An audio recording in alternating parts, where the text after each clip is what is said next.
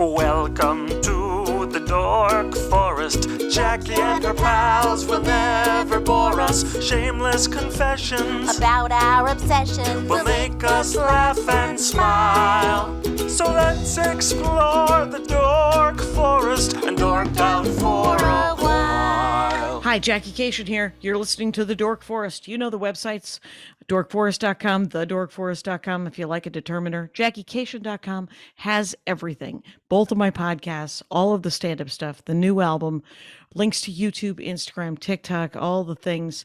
But so, I think, does dorkforest.com, where you can look at old videos of different shows. Anyway, if you want to support the show, tell people about the show, review it on iTunes, thumbs it up on Pandora or Spotify, wherever you listen to podcasts. I appreciate that. You can donate. You can donate monthly. PayPal lets you do that. You can also do my Venmo if you like.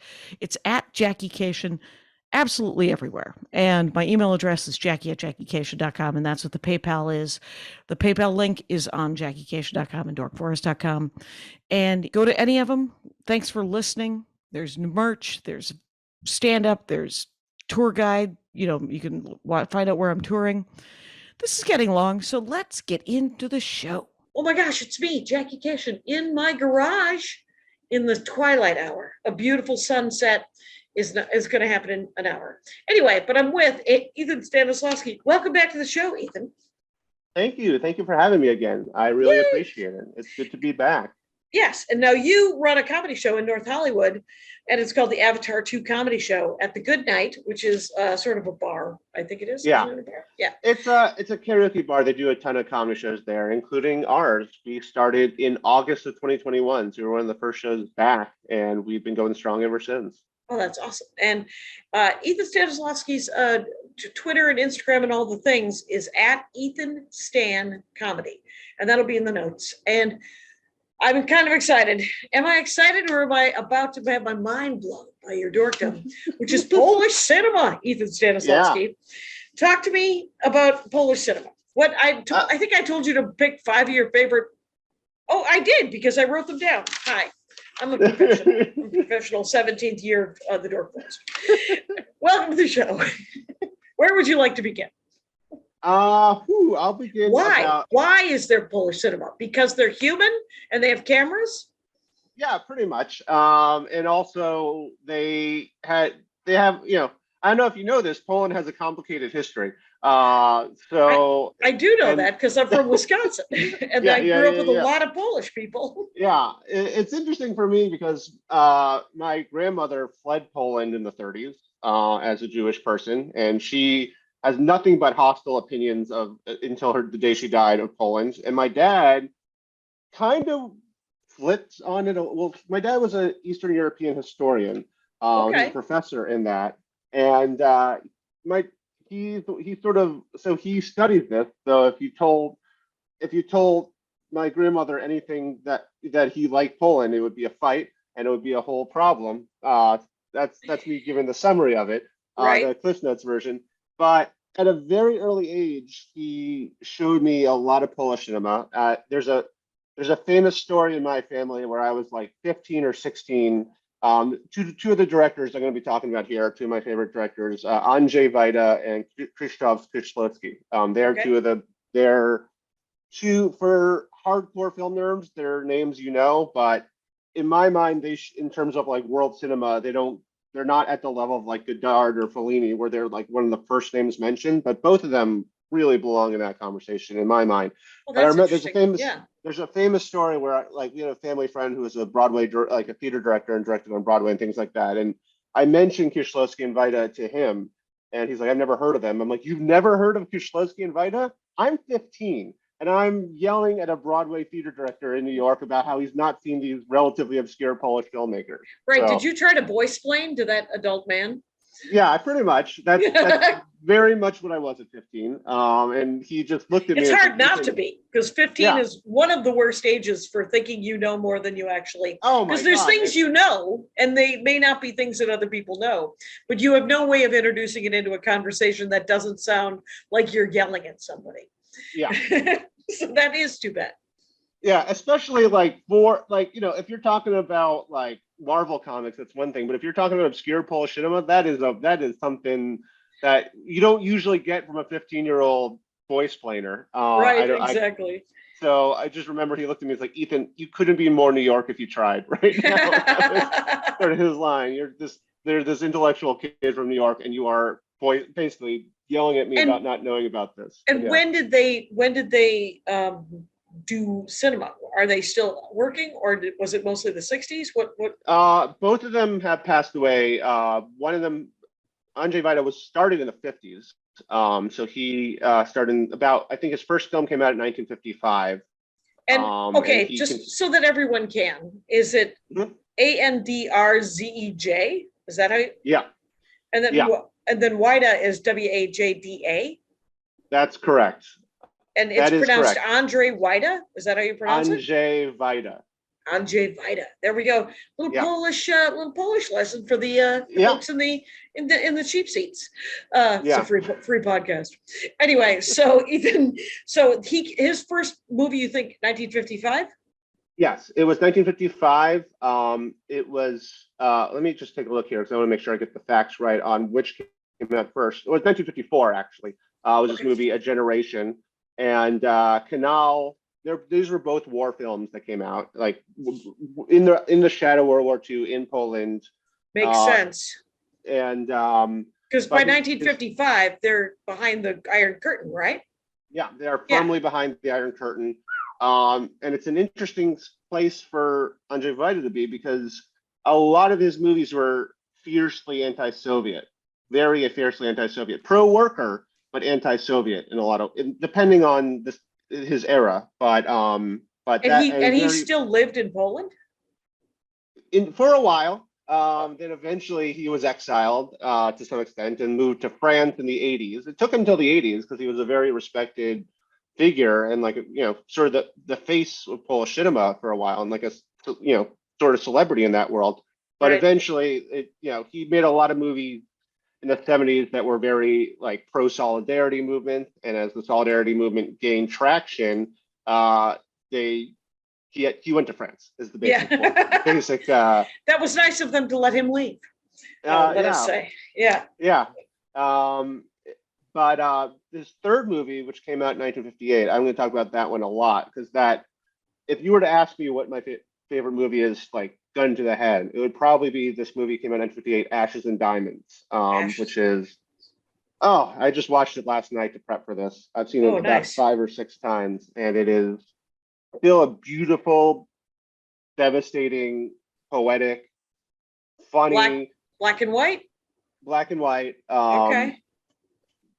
All very Polish. I was watching it with my girlfriend, and there's a scene where this cabaret singer gets up and like you think she's going to sing this beautiful love song, and there's a moment and it's like we must drown in the blood of our enemies, but in this like very like songstress style of the 50s. Like a ballad, like a smoky ballad about drowning in the blood of your enemies. Yes, we must fight them back to the mountain. It was like she was like, this is the most Polish thing you could possibly.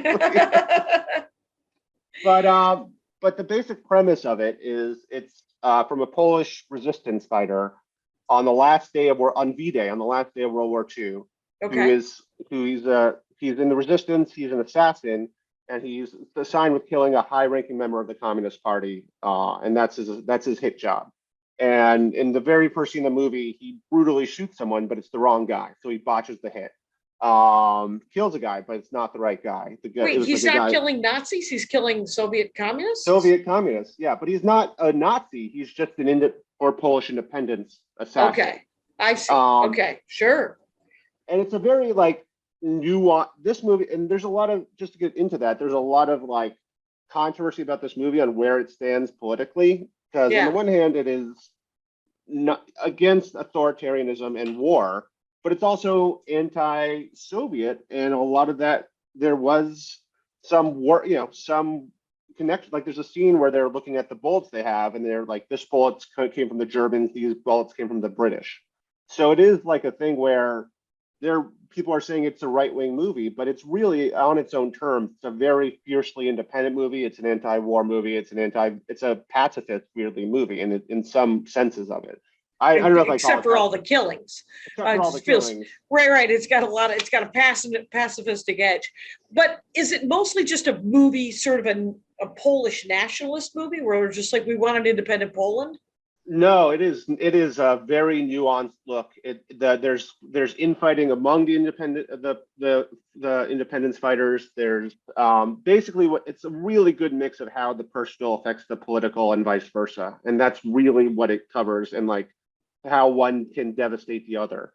So the basic plot of it is on the night of the night of World War II ends, the Nazis surrender.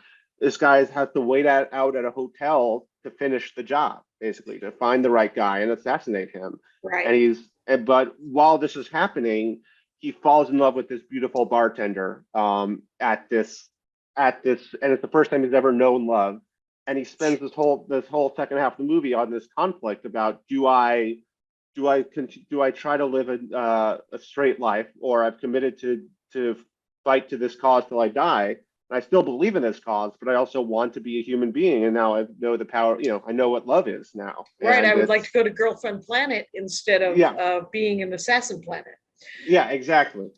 And there's so many like scenes in this movie that I think about all the time. Like there's a scene where they're just sort of fucking around at the bar with him and his like associate, and he's like tossing shots of vodka across the bar, and he lights them on fire. But it's like, you're just fucking around. It's like, no, these are for our, and he like names all their fellow independence fighters who've died, and it's like this weird memoriam thing. I would call them comrades, but that's comrades in arms. So that doesn't. It's since it's anti-Soviet. Fellow resistance fighters during the war. Is that what the scoop is? Exactly. So it sounds incredibly complicated. Where it's like the war is essentially over, and now the new fight is for an independent Poland, but you've got the Polish problem in Poland itself during the war, where there were some people who supported Germany, and there were some people who were murdered, and then there were some people who just sort of stood on the sidelines and just occasionally got murdered,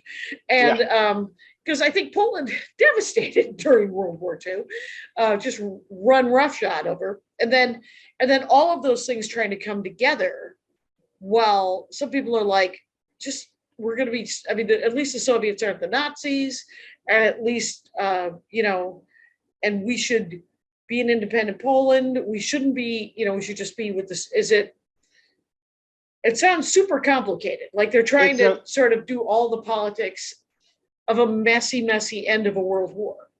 Yeah, and it's so messy, and there's definitely a strain of at every level, like the communists in the movie, the independence fighters are all like, why are we doing this? Like, what is the point of this? And they're like, and it's just they just don't know. It's all conflict. It's all, how do we process this? And the thing about it being the end of World War II is it's set up at the beginning of the movie, but there's no like joy that the war is over. It's all in the backdrop. There's people celebrating, but like that's in the background. The whole of Nazi Germany is a separate issue.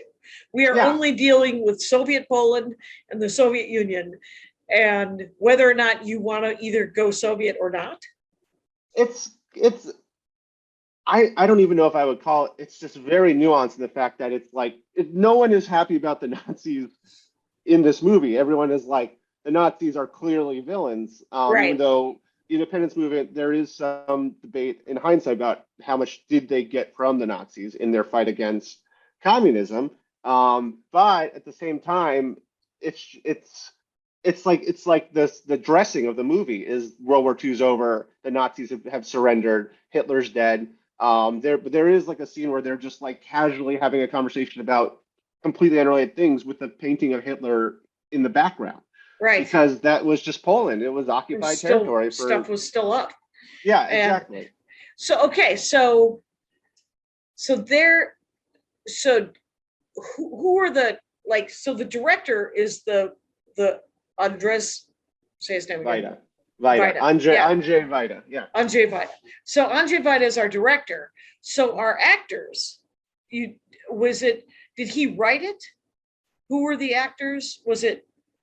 Yeah. The actors are I was looking them up. A lot of them died really tragically. It was one of those movies like Rebel Without a Cause where all the actors were cursed in a lot of ways. Where like, Yikes. so like one of them died trying to jump on a train, and another died in a car accident. It's like in the next 10 years after that movie. But it's weird. You watch this movie, and I've movie nerd my whole life. I watch this, and I'm like, there's so much Godard, there's so much Scorsese, like so many touchstones of cinema and how they handle assassins and crime and nuance in this political way. And you see it in newer movies. You see that people have clearly watched this guy and sort of been like, oh yeah, that's how you would shoot. That's how you would portray that. Or yeah, and like some directors like Scorsese, I think even Tarantino is like openly sung the praises of this movie in particular. Like it's like among film people, it's like it's a touchstone, but it's like you can see so much of later movies that came out in this movie, and they've openly admitted that this is a huge influence on how they approach assassin movies, politics movies, and the dynamics in between. And how's the cinematography? As I asked. So beautiful, so beautiful. Just amazingly shot. Amazingly shot. I can't even begin to say the number of shots where I'm like, how did they know that would be the perfect shot when they were filming it? And there's like, and there's some moments where you almost like can't believe, like there's like a moment where a hit happens. I don't want to spoil it, but it's a 70-year-old movie. We are a month and a half into every single episode of the Dork Forest being. This was at least a dozen years ago. Some of this was 60 years ago. You're going to have to know in your heart that when you watch it, you'll probably have forgotten that I said this. So go. Yeah. Spoil away. Spoil. Okay. Thank you. That is so freeing in this time, this era. But basically, at the end of the movie, he tries to leave and go with his new love. Oh, right. But the situation is just too devastating. He has to leave and go complete this hit. And there's a shot where he's following the guy out of this hotel, this high-ranking member of the Communist Party, and who's got his own set of problems. The communist leader's son has joined the resistance. So it's like, oh, okay. So there's a whole other plot. Yeah. So he's going. Yeah. There's a few subplots in this movie that are incredible, but the communist leader is going out to rescue his son. Meanwhile, he's shot by this assassin who's been hunting him the whole movie. And like as the assassin, like there's like a shot like looking up while he's doing this, and fireworks go off because it's just like the end of the night celebrating the end of World War II. But it's like he has this devastated look on his face, like, I can't believe I wanted to be in love and I just had to kill someone. Meanwhile, fireworks, and it's just like it sounds like so on the nose, and it is, but it's earned. Like that movie completely earned that kind of payoff. But then that's not the end of the movie. The end of the movie is he has the choice to get on a train to go to his next assignment, like the next morning, or not join the train and just figure out what his life is. And denouement, yeah. Yeah, he misses the train. He runs into this guy who was like their informant who fucked up, who in another subplot had fucked up his whole life that night, by getting drunk and embarrassing everyone. And he's like, they kick him out of that, and he's like desperately approaching Mache, who's the assassin, and he runs out, bumps into some Nazi soldiers who see him with a gun and shoot him dead, completely randomly. Completely like independent of everything, just the fact that he had a gun and was running away. And it's like all for fucking nothing. This is terrifying because because it's October. I just did a Dork Forest about the Night of the Living Dead, which is a zombie movie. Yeah, and the hero is an amazing 1968. Our hero is a young black man. Yeah, he finally defeats all the zombies. The mob comes, they see him, they think he's the bad guy or a zombie, and they shoot him. Yeah. And so you're just like, that is such a weird way to end a movie. I don't know that's so. Did you ever see A Boy and His Dog? I didn't see that. I've heard a lot about that. I think I've been afraid to watch that movie. Well, that one is just, it's another movie where and I've never seen it. I've seen parts of it, but it's also beautifully shot, and it's this dystopian future, And the dog and the man are telepathic, and they, there are no women, and so the dog smells a woman, and whatever. It's but I don't want to ruin that movie either, though it is also 1980. But it's another crazy ending where you're like, okay, well, that I wouldn't have called that, because you would think he's missed the train. This is fate saying you should go back to the bartender and have some sort of life where you live on rations for the next 10 years. And but nope. Yeah, it's all for naught. And it's really like, it's just, and like the way it's shot, it's heart-wrenching. And he's just like wandering through a field with carrying blood. He was shot in like the back, and he's just like, it's so like, what was it for? And then like the futility of war, I suppose. Yeah, and then they cut back like at some point when he's running away to the bartender, who's just like cleaning up alone, like after these drunk people are leaving the bar, and she's just like has this look of like at the very beginning when they hook up, when they do that, she's like, she's very much clear like we will not fall in love, and sure enough, over the night they do, and then it's sort of like this moment, like, this is exactly what you were trying to avoid. And now you are feeling the full effects of this. You were hoping for a one-night stand, but you had this incredible romantic night with this guy, and she doesn't know he never finds out that he's an assassin, but it's just like, this is exactly, but it's just like this look of her, like just pure devastation across the board. But, yeah. Right. From stem to stern. Yeah. It's, I could see how it ending like that would make people go, well, this is the futility of all of these different, when you find, the purpose of the movie is that when you find love, grab it with both hands. Do not continue being an assassin. That is me rooting for love instead of the assassin. But nobody wants to see that movie, because that movie is a Spielberg movie. So that's a different World War II movie. Well, I mean, the thing about the Polish cinema I've seen, and I've only seen parts of it, and I don't even know what they were, but they were incredibly bleak but beautifully shot. Yeah. It's usually, and those stuff from the 50s and 60s were all in black and white. Yeah. And I don't know if that was because they didn't have access to color, or if it was an artistic choice, and the artistic choice made them rise to the occasion because it was gorgeous. Yeah, it's an interesting thing, and there was a lot of evolution. So it's like that sort of was one of the foundational movies of Polish cinema, and it's still in that realm. But Vaida himself, like Kieślowski, who I want to talk about in a little bit, worked primarily in the 80s and 90s. That was his era, and he was like an incredible person. But Vaida, and he died in the 90s, so he had a sort of more of a limited, but it's like one of those bodies of work where like, if there's just been more, like that kind of body of work. Yeah. But Vaida had he worked from basically the 50s until the 2010s. Like he made movies throughout that era.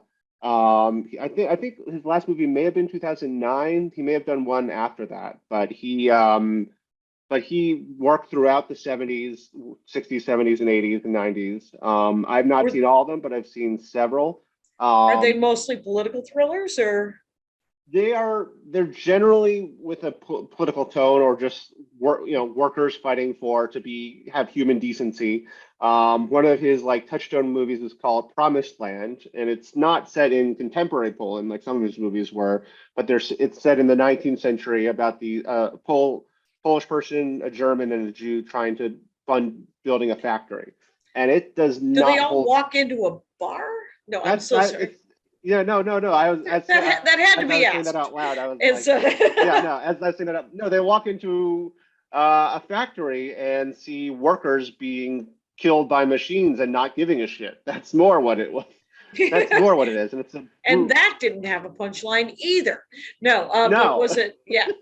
But so he spent essentially 40 years. I don't know, 54 to 2000. You said. Yeah, 54 to like 2009. I forget if he did a movie. The last movie I saw, like, not the last movie I've seen of his, but the last movie, his latest movie that I saw was a movie called Katian, which I think got an Oscar nomination for foreign language film, which was about the Katian massacre, which was a massacre where the Soviets slaughtered thousands of Polish officers in the army and blamed it on the Nazis for decades. Oh, yeah. Which is basically including and one of the officers slaughtered was Andrzej Wajda's father. So that informs a lot of the movie. But that movie is crazy because speaking of jokes in Poland, like the opening scene of that movie reads like a Polish joke, where it's like these refugees running across a bridge, and they're trying to get away. And then at some point, refugees are coming from the other side of the bridge, and they meet in the middle, and they're like, one side goes, "What are you doing? There's Nazis over there," and the other side goes, "No, but there's Russians over there," and it's just like, so they don't know what to do, and it's like a terrible, it's like a joke, but it's so like, but it's so real based on what because Poland was indeed, like growing up in South Milwaukee, Wisconsin, there were so many Polish immigrants that had come from after World War II, and it was, the Polish jokes didn't make any sense to me, because I was like, nobody's that dumb. And why have you decided to make them all Polish jokes? And I was like, they don't have to be. And it's mainly just like, we need a dumb, we need a dumb like this sports joke structure. We need to have it remember they're joke books, and they used to be dumb jokes about dumb people or moron jokes or whatever they called them at the time. It doesn't matter what you call them. And to quote Doug Stanhope, you can change the name of the term for developmentally disabled as many times as you want, but my friend Tim is still going to call me it when I miss the shot. So it's not you, it's Tim. So whatever I say, but those jokes but it's existed. also there is one of the things I've heard about this just tangentially is that when weeded off. Sorry. But when Poland. The inflection of Polish people speaking English can present as dumb if you don't know, if like just the way the accent sounds to like an average American ear. Oh, and of course, anti-immigrant. Oh, immigrants don't speak English good, and you're like, hey, meaty Magoo, why don't you keep in your pants? How about that? Why don't you do that? Exactly. Anyway, so okay. So so his whole career was like sort of workers' rights and trying to get that out there. Okay. Yeah, but it's a weird, like, he was like a very big figure in the Solidarity movement, which is a very like everything in Polish history, has a very complicated and occasionally problematic situation. But it's weird because like it was anti-communist pro-worker in a lot of ways, or like Soviet communism pro-worker. It was Marxist, but it was basically, the theory was the Soviet was like the communism of the the Russian Revolution was a lie, and that workers were never really at the forefront of that. Right, they weren't really Marxists. They didn't really do the communism. And ideal communism is very hard. It's very, very difficult. It was made possible in Cuba, but only because of sanctions. Yeah, and a lot of people almost starved to death. But 98% literacy, everybody. Hey. Yeah.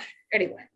Yeah, no, but it's very like, well, he had a couple movies that were sort of like in like the Citizen Kane style. No, I'm not comparing them to like level of Citizen Kane, but they're very, very incredible movies that have the same format of like a person's trying to uncover, the journalist goes in, tries to uncover the truth about these leaders of the Solidarity movement.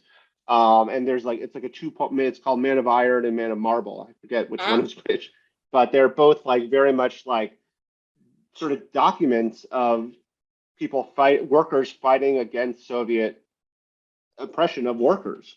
And so they're both very like fiercely political, very like everything he does beautifully shot, very well written, very tight. But it also is centered around like a father and a son. So it still has this very like human core in the center of everything he does. And which I love. Another movie of him that it was from his I Need to Go to France era is Danton, which of movies that people have heard of his that are not like film nerds, that is often the one they've often heard of because it's a French movie. It was one of Gerard Depardieu's first movies where he was the lead. He played Danton, who was the voice of opposition in the Reign of Terror, and so another period piece. Period piece, not directly about Poland, but directly about Poland, like of what was going on in that era, and just all the irrationality and the obsession with state control versus the rights of individuals and people who you're theoretically supposed to be protecting. Right. And so, but they made a really interesting decision, which I realized because they brought in a lot of Polish actors. The guy who plays Robespierre, who leads Reign of Terror, the committee, I forget what the Committee of Public Safety in that era, is a Polish actor who was one of Andrzej Wajda's staple actors, the guy he kept bringing into movie after movie after movie. And he was the lead, and I think that's his best performance playing Robespierre, where he's just this cold, sweaty, sickly, but very calculating person, who Yeah. it sounds like I'm saying he's clearly never touched a woman as a standard an hacky incel-y thing. kind of thing, But yeah. they Danton, which is played by Jar Jar 2, openly says the rumor is you've never touched a woman. So it's Right. and he's just this really cold, calculating person. But the thing is, the actor who plays him and all his allies are speaking Polish with dubbed over into French, and all his Danton and all his allies are just speaking French. So it's a very that's clear a weird metaphor. Yeah.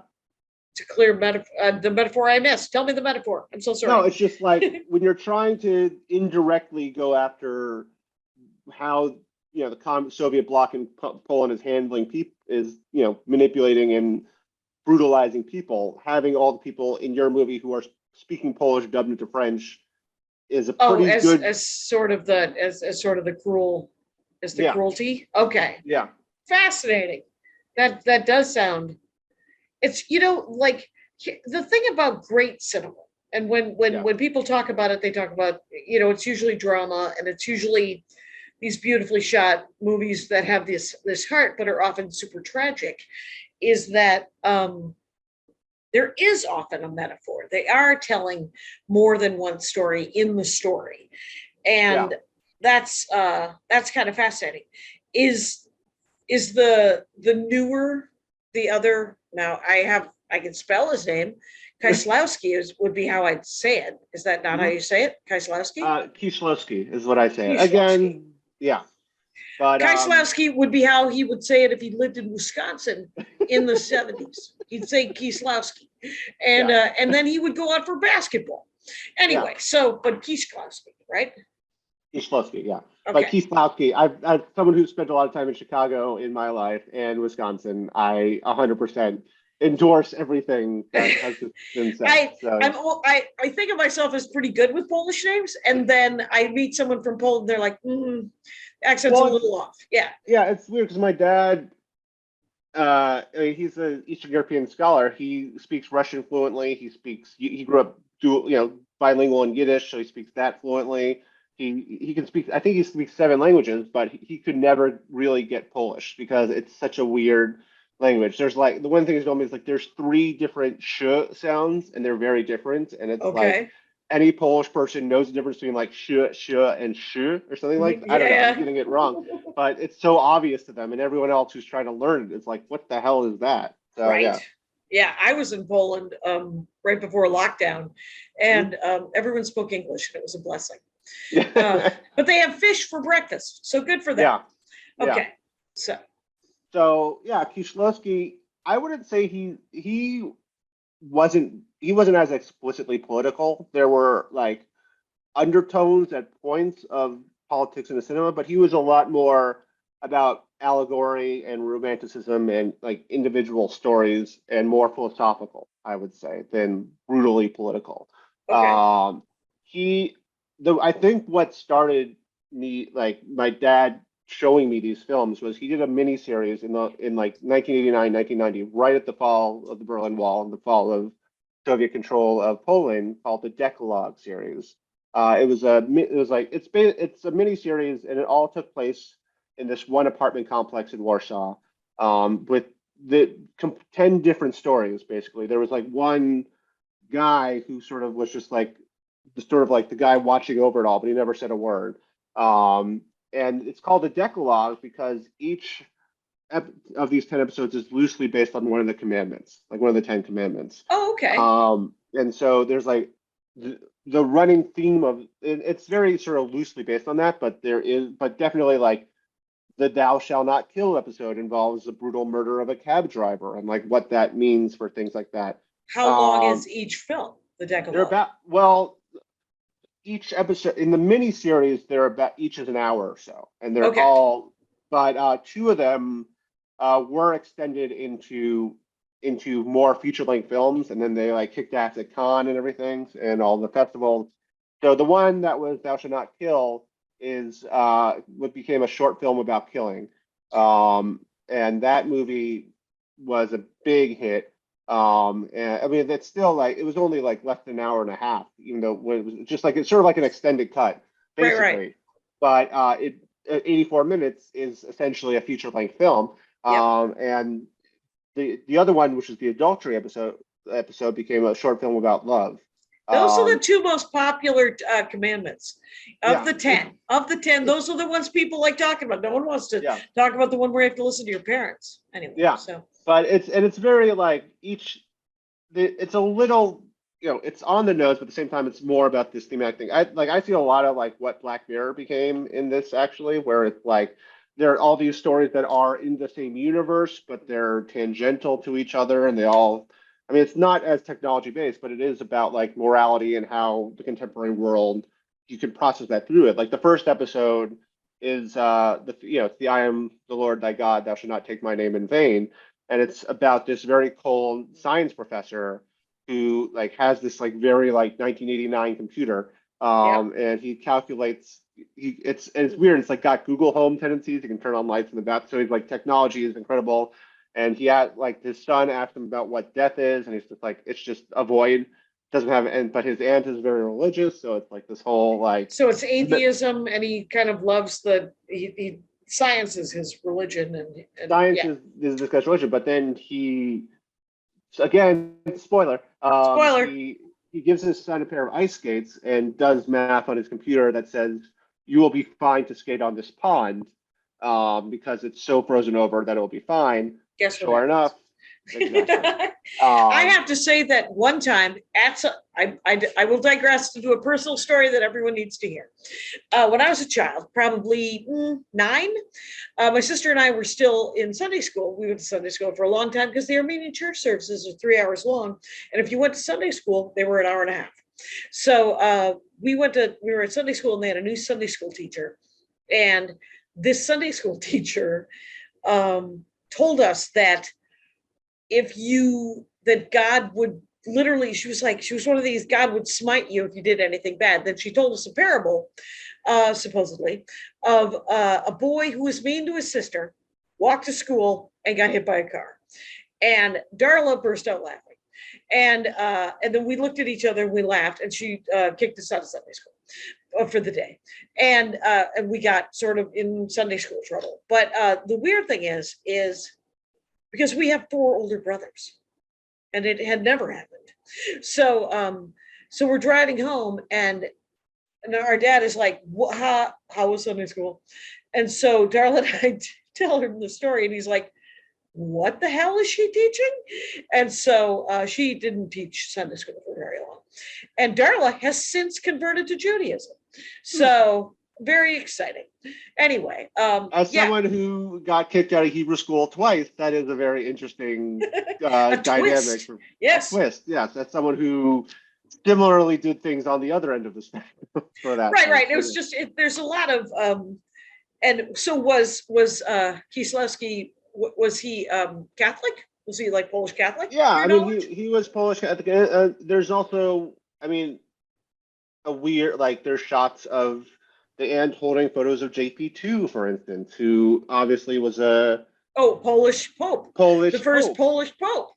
That had a huge significance, that had, again, of the many things that were not directly addressed, but definitely factoring into this worldview, that was his presence was definitely part of that. So it's exciting. It's like when anyone does something that you're from. So the first Polish Pope was a big deal. Yeah.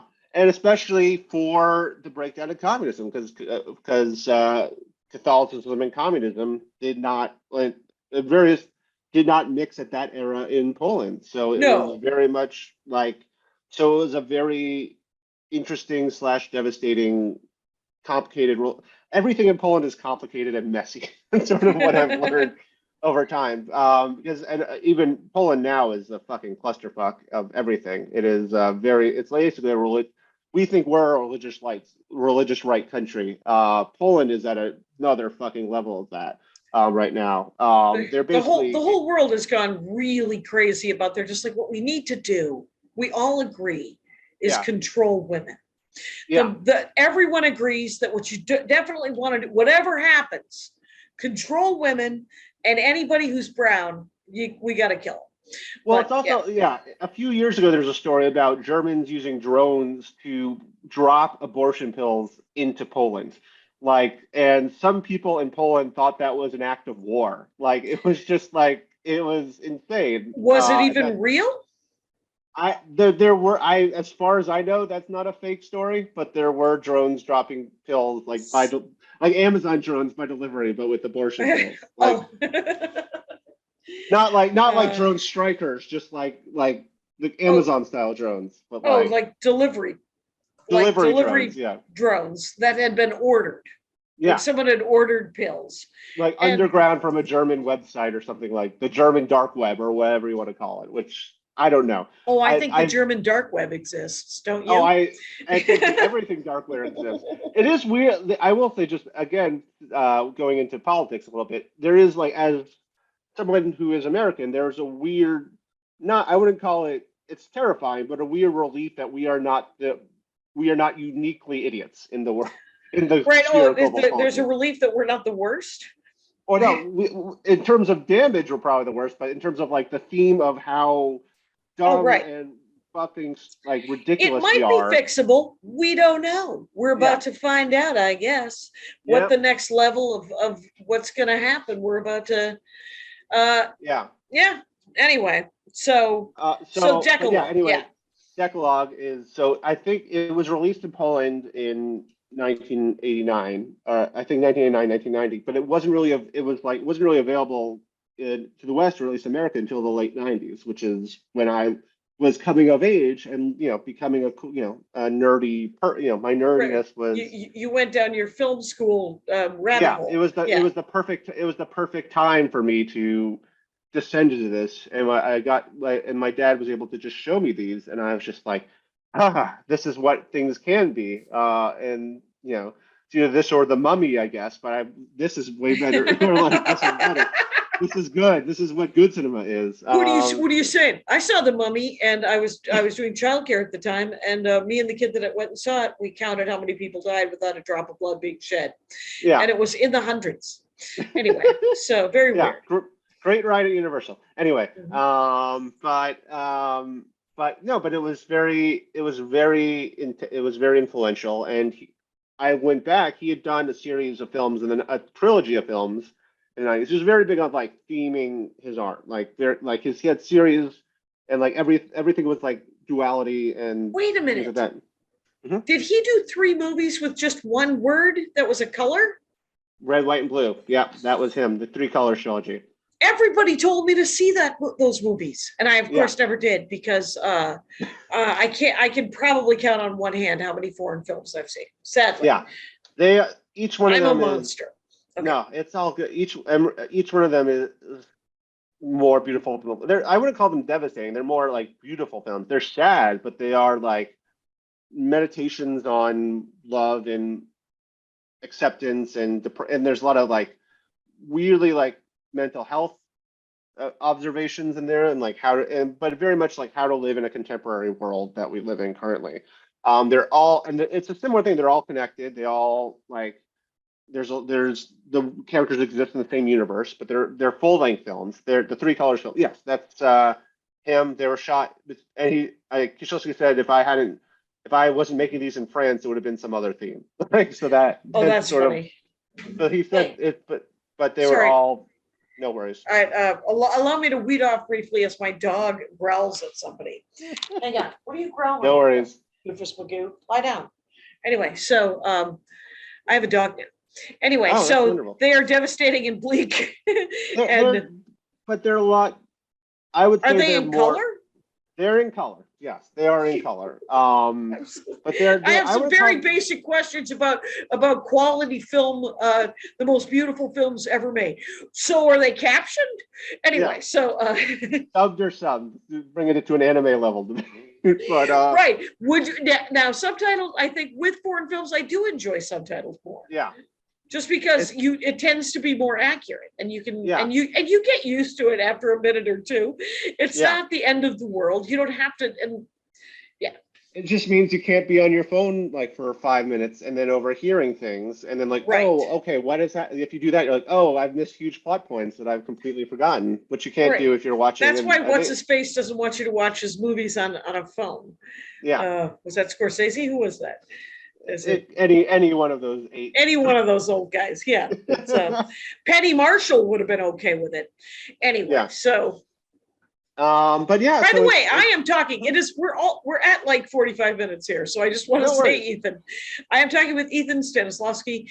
It's at Ethan Stan Comedy, Mhm. and on all the socials. Do you have an Ethan Stanislawski website? Yes, it's ethanstanislawski.com. Catchy. Very, Do you have very film? easy.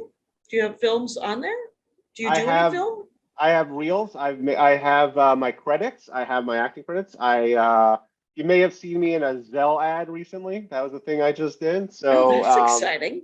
but yeah, and you can see my stand-up clips there, and you can see my credits as well, my acting, my reels, and all that. So that's my I just want writing. people to know, because this has been fascinating, but I don't Yeah. want to slow you down either. So, but since No, I started absolutely. the slowing, so yeah, so okay, so Kieslowski, 3 colors Mhm.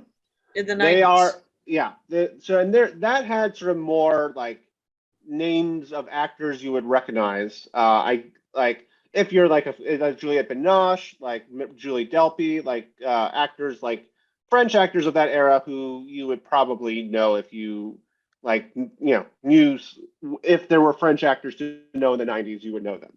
Okay. But they're all like it's hard to describe like just what they are because they're basically Red is very much about a love focus and it's about the couple and all that.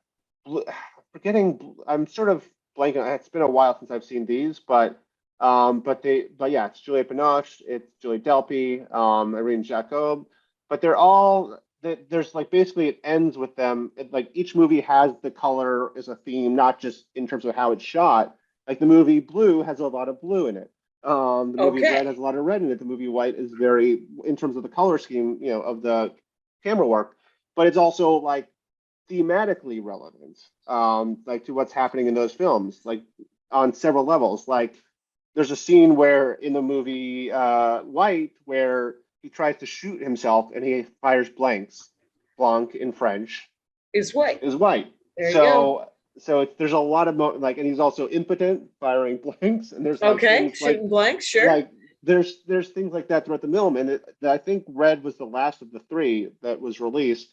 But there's basically a scene at the end where it's the survivors on this horrible crash. I think it's like a boat crash, and it's just like you see the photos of all 3 of them, and it's like you couldn't have ended this trilogy any better. Like this moment of like where if you watch these movies in sequence, you're like, oh, this is so everyone's more beautiful than the last. And then you have this perfect symmetry moment at the end where it's like, where everything just clicks. And in Blue, there's like weird stuff about the state. And if I were to like, it's not really political, but there are like political moments in it. Like there's a scene at the end. Was it that or no? It's White. All 3 of them blend together. I'm sorry. These are the ones I haven't seen. Are they available streaming? I hope to God they are. I know. Right. I was looking at this. Ashes and Diamonds. You can watch on Amazon. You have to sign up for one of those like bullshit add-on things, but you can get But you can you get can get 7 a free days trial free. for that. Yeah. And Danton's on Criterion. I know that. Well, I did an episode about Criterion, and I remember the choices that the Criterion Collection makes are often, just because we want to fix this, we want to recover this movie and make it as beautiful as it was. Yeah. Well, I think yeah, Promised Land is on that Amazon if you sign up for this thing. Is Ashes and Criterion Diamonds, a streaming service, or does the they Criterion do a? they do have a streaming service. It's subscription based, but it is incredible and worth. I Not bet. everything that is in Criterion is on there, but it's great. But a lot of Criterion movies, this is just a hot tip. I don't think the movies I'm talking about are this, but if you have a public library card, there's an Yeah. app called Canopy, Kanopy, that if you link your library card to it, you get a ton of Criterion movies for free. Oh, And that's amazing. Canopy with a K.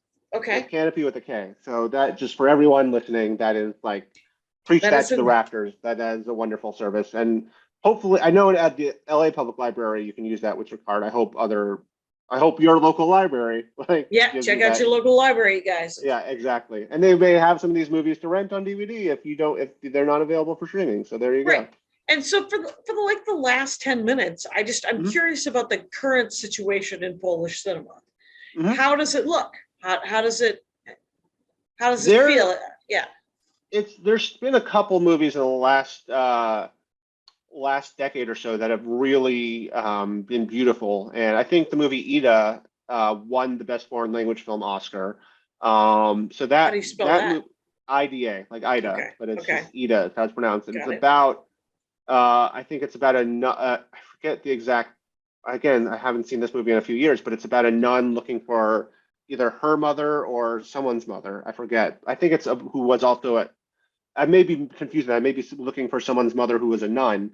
I Right. forget the exact format, but I remember watching it and being absolutely blown away by it. And it was like, again, so there are some beautiful movies there. There was another one. I'm going to look it up now. I apologize for. Oh, no problem. It's there's so many great foreign films that I know that I would like, and some of them are just very beautiful and very sweet. Hmm. And here's my Jackie Cation question. Do you Mhm. know any great Polish cinema of a movie that's very beautiful and very sweet? Or do you mostly know stories that are super bleak? I would say the Three Colors trilogy at its core is sweet. There's a Okay. lot of it's romantic. They're romantic movies. All three Okay. of them have a lot of romance, and they're built on love. They're not built on, like, Vito's is a genius, but he's very much fierce political fervor. Kieślowski, pretty much across the board, anything you get from him, there will be this, romantic, very empathetic towards humanity outlook on life. Even another movie of his Yes, is Double Life of that's what we're Veronique, talking which about. is Yeah. very much in that realm of like a woman with this dual life, and even though it ends on a very note, throughout it all it's very like, it's just, he's a romantic, Kieślowski, and it Okay. seeps through everything he does, even when it's veiled in that Polish bleakness. Okay. So that's the way I would do that. Blanking, there was a French movie and it was a love story. Blanking, I can mention it later if you want to put it in the notes, but when Okay. it came out, it was a big deal a couple years ago. It was a French-Polish movie, there's a lot of collaboration between France and Poland. It was about a couple, it was a French woman and a Polish man in love, and it's like their story throughout the decades. And he eventually is sent to the Gulag because it's including the 80s, but then their love is reunited throughout it all. And killing me that I can't remember the name of this movie. I apologize. I should have looked this up beforehand. Is it called The Innocents? Is it? I think Les it was Innocents? some. With I Agnes think Day, a 2016 French film directed by Anne Fontaine, which features Or the Double Life of Veronique, My Double Polish Life of Veronique Honeymoon. was what I was talking about earlier. I think this is. No, I'm blanking on it. I My will. Polish Honeymoon. No, That it was. sounds something.